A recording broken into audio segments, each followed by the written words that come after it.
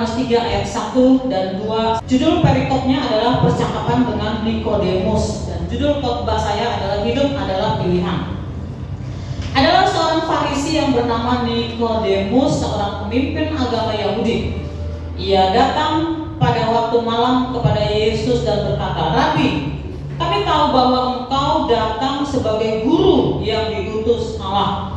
Sebab tidak ada seorang pun yang dapat mengadakan tanda-tanda yang engkau adakan itu jika Allah tidak menyertai."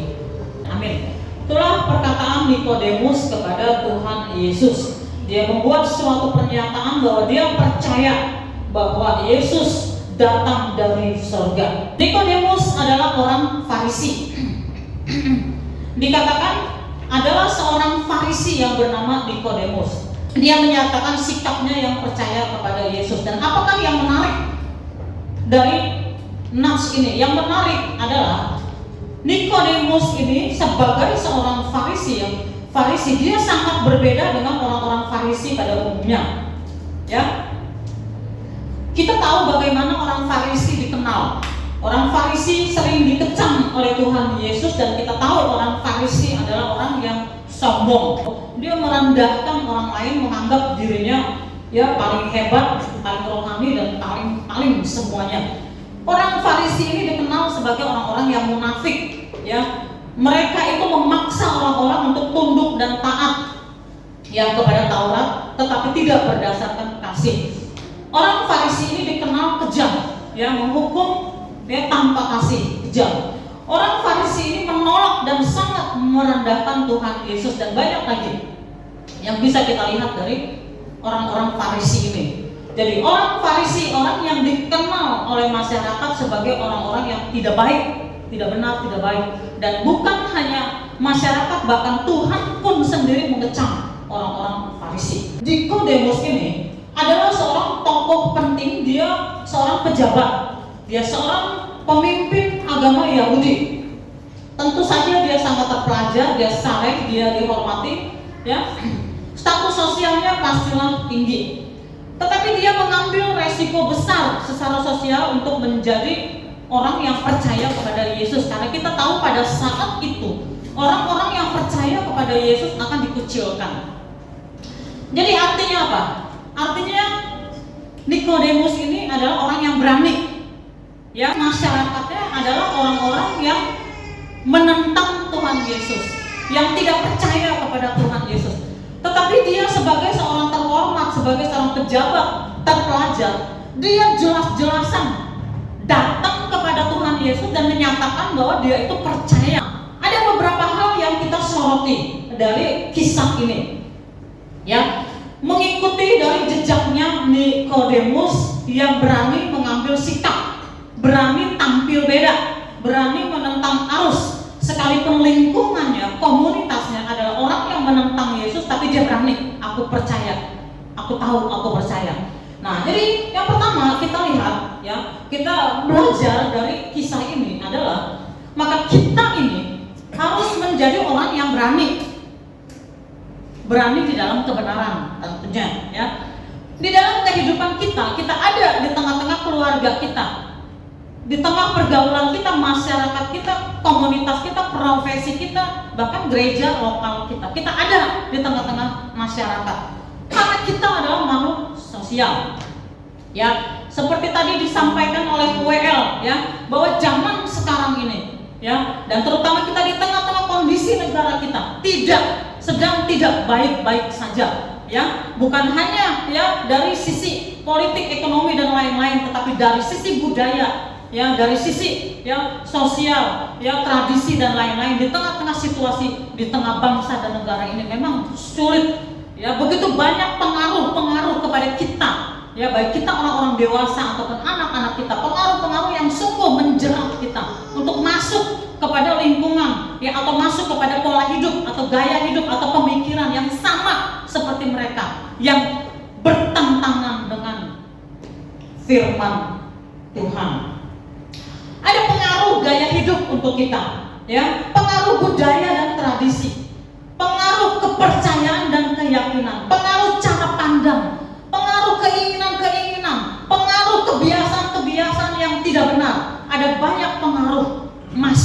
kepada kita. Baik kita di luar rumah ataupun di dalam rumah. Cukup di dalam rumah. Kita atau anak-anak kita atau kita orang dewasa cukup di dalam rumah, tidak berinteraksi dengan siapapun. Jangan disangka itu sudah aman. Ya, saya pernah berkata, ada seseorang yang salah jalan hancur-hancuran, orang tuanya bingung. Ya, ini anak sampai remaja, sampai dia kuliah, sampai dia kerja, dia tidak bergaul aneh-aneh. Dia tidak punya teman aneh-aneh. Ya, tetapi kemudian satu ketika akhirnya sang ibu menemukan bahwa anaknya yang sudah dewasa ini hancur-hancuran, ternyata pengaruhnya adalah dari handphone. Dia senang menyendiri di kamar berjam-jam dengan handphone, dengan gadget, dan apa yang terjadi?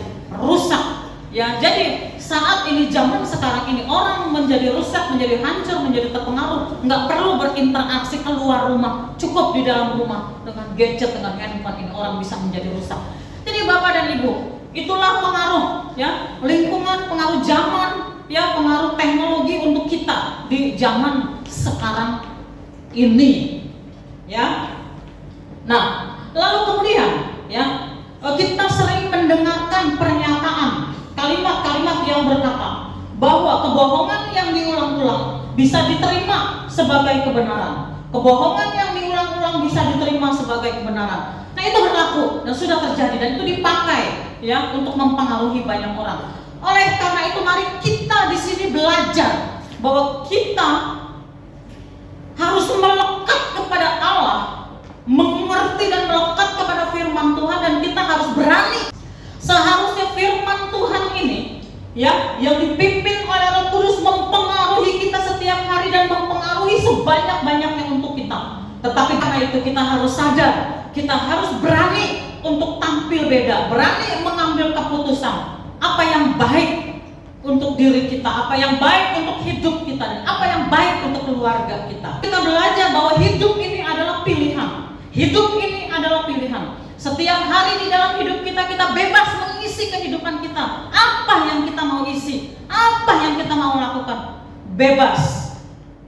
Nah, oleh karena itu mari kita belajar untuk kita bisa memilih apa yang benar untuk hidup kita.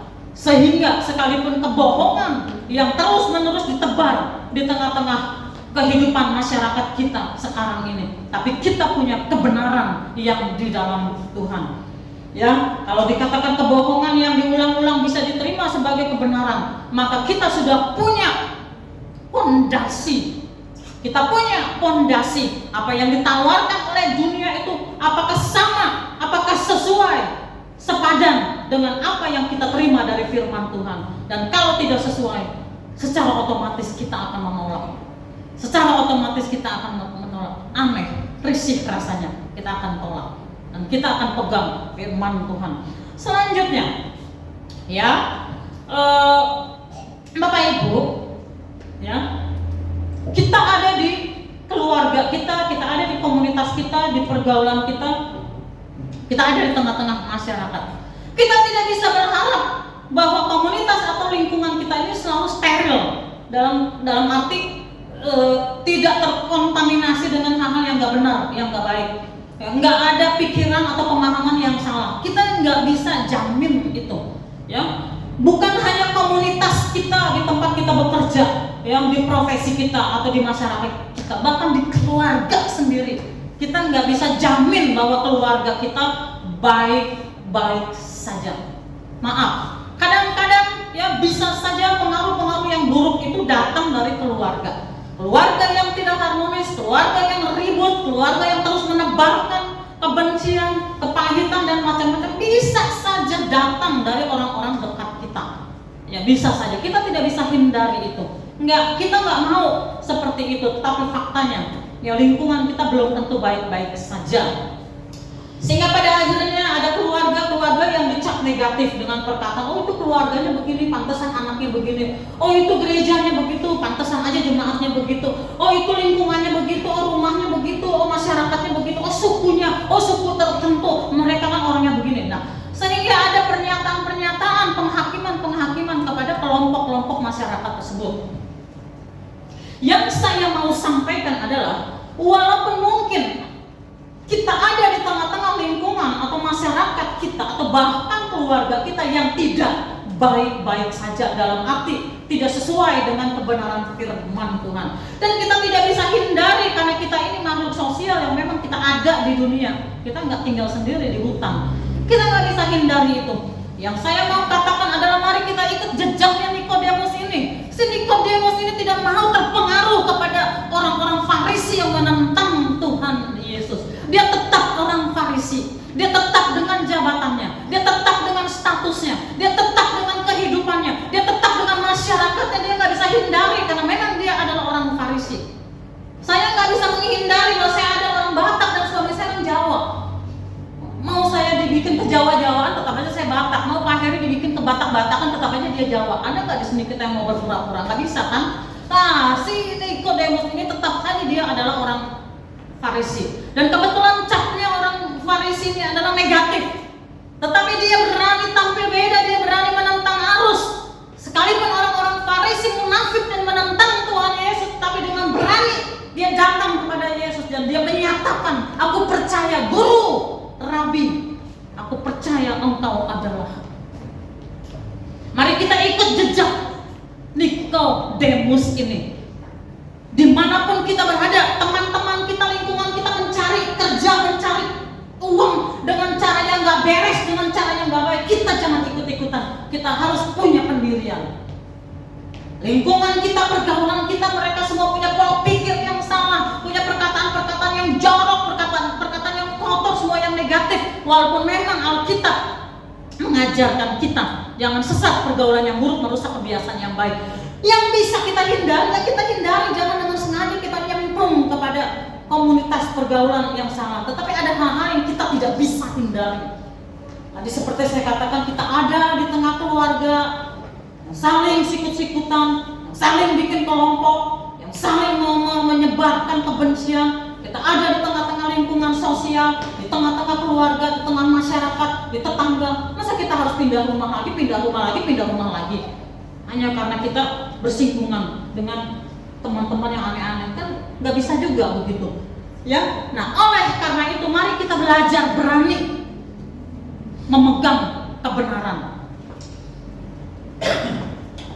ya. Sehingga pada akhirnya, ya, kalau komunitas kita, lingkungan atau komunitas kita, bahkan keluarga kita memang capnya jelek di tengah-tengah masyarakat, tetapi orang akan melihat, atau Tuhan terutama akan melihat, orang ini beda.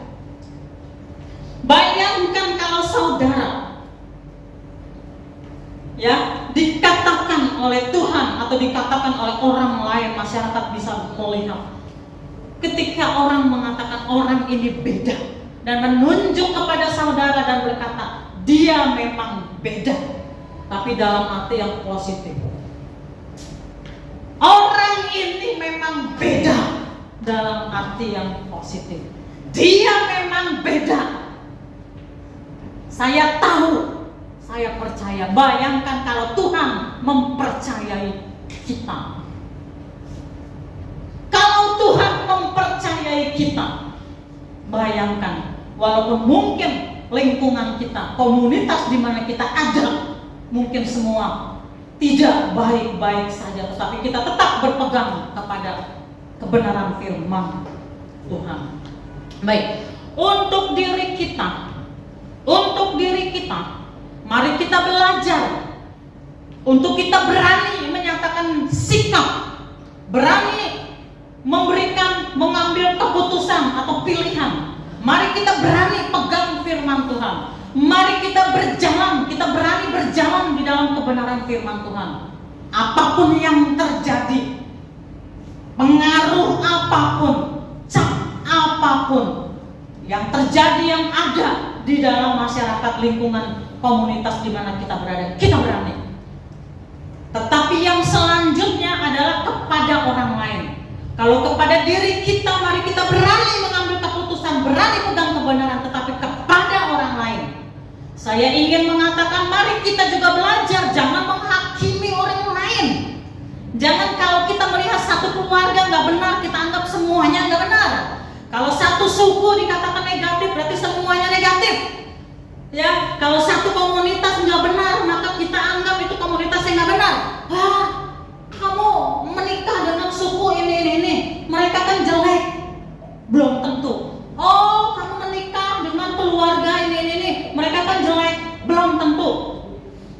semuanya belum tentu. Ya, maka ya kalau kita belajar supaya kita berani tampil beda untuk diri sendiri, kita juga belajar untuk jangan menghakimi orang lain. Di dalam menghakimi orang lain kita bisa salah menilai. Ya, saudara, Alkitab berkata bahwa lalang bertumbuh bersama dengan gandum. Lalang bertumbuh bersama-sama dengan gandum, dan Tuhan bilang jangan cabut sekarang. Ya, nanti gandum ini akan ikut tersambut. Jadi artinya belum ada masa akhir, belum ada panen, belum ada masa akhir. Kita belum tahu. Kita belum tahu satu dengan yang lain akan seperti apa nantinya. Orang lain yang mungkin kita pandang remeh saat ini, kita nggak tahu di kemudian hari mereka akan di atas kita. Orang lain yang mungkin saat ini kita anggap hina, tapi kita nggak tahu di kemudian hari akan seperti apa. Orang yang saat ini kita anggap orang yang jahat, kita nggak tahu mungkin satu hari dia lebih bertobat dari kita, lebih saleh dari kita. Ya, jadi kita jangan menghakimi, belum waktunya. Ya, jangan. Jadi mari kita belajar untuk diri kita perkuat. Ya, pilihan kita ya berani di hadapan Allah, tetapi keluar hati-hati kita menilai orang. Ya, dan yang terakhir saya sampaikan, hidup adalah pilihan. Ya, Nikodemus itu mengambil pilihan, mengambil keputusan. Sekalipun masyarakatku, komunitasku seperti ini, orang Farisi seperti ini, tapi aku berani ambil keputusan. Aku percaya, aku tahu, aku datang kepada Yesus, aku percaya. Ada seseorang yang bernama Yefta. Yefta ini dikatakan dia lahir, dia anak di luar pernikahan.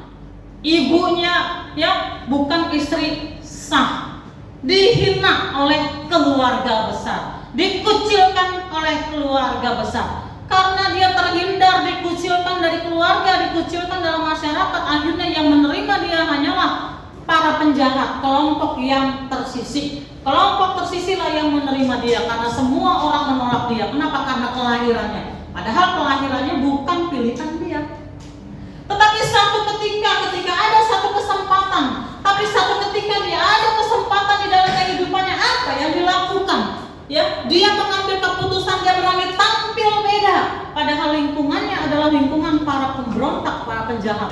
Tetapi ketika ya ada waktu dia harus mengambil keputusan, ya maka dia berani untuk membawa dirinya, membawa permasalahannya, membawa keputusannya kepada Allah. Dia bergantung kepada Allah, dia meminta pimpinan Allah. Dan apa yang terjadi? Tuhan menolong dia, Tuhan menyertai dia, Tuhan memberkati dia, Tuhan memimpin dia untuk betul-betul menjadi seorang pemimpin yang baik, yang berhasil. Ya, nah Bapak dan Ibu, ya kita lihat Nikodemus ini berani, lalu kita lihat bahwa Yefta ini berani. Tetapi ada satu contoh yaitu Adam dan Hawa. Adam dan Hawa ini tidak punya akar yang jelek, dia tidak punya akar, mereka tidak punya akar kejahatan. Dikatakan mereka diciptakan sempurna, dikatakan baik adanya, mereka diciptakan dengan sempurna dan diciptakan dengan seluruh kebutuhan yang terpenuhi. Belum ada akar-akar kejahatan yang diturunkan atau dipengaruhi dari mana-manapun. Tetapi ya manusia yang sempurna, ya yang ada di tengah-tengah taman yang sangat baik, dengan kecukupan, ya dengan hubungan yang baik dengan Tuhan. Tetapi apa yang dipilih? Mereka memilih, mereka mengambil keputusan dan mereka memilih untuk mempercayai perkataan iblis. Mari kita bandingkan ini. Ya kita bandingkan ya dua kisah ini antara Nikodemus ya lalu kemudian Yefta ini ya dengan lingkungan yang tidak baik, memilih untuk taat kepada Allah, memilih untuk percaya kepada Allah. Tetapi di satu sisi Adam dan Hawa tidak punya akar-akar kejahatan, tidak punya pengaruh-pengaruh yang buruk, tetapi mereka dengan sadar mengambil keputusan percaya dengan perkataan iblis. Jadi inilah yang kita renungkan. Kita hidup di zaman sekarang, berkali-kali saya katakan Tuhan tidak salah menempatkan kita di zaman sekarang, di lingkungan kita, di negara kita, di masyarakat kita, bahkan di tengah keluarga kita. Tetapi kita harus berani untuk mengambil keputusan apa yang perlu, apa yang baik untuk kita. Kita tunduk kepala, kita berdoa. Bapa, di dalam nama Tuhan Yesus Kristus, sekali lagi kami diingatkan